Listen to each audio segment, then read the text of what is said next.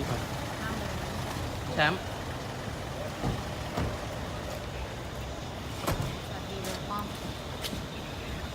ลุงป้อมวันดีพี่ถามไม่เดนตกลงคสชเรายุบไม่ได้ใช่ไหมที่เขาเสนอยุบแล้วให้แต่ เขาผิดรัฐธรรมนูญดิ อ๋อก็ต้องเป็นไป รัฐธรรมนูญเหนือรัฐธรรมนูญออกมาตรา2อ๋อคือเราต้องทำหน้าที่ต่อไปดูแลความสงบเรียบร้อยเลยใช่ไหมคะ ท่านครับชี้แจงนาฬิการอบ3นะครับรอบ4ครับ อ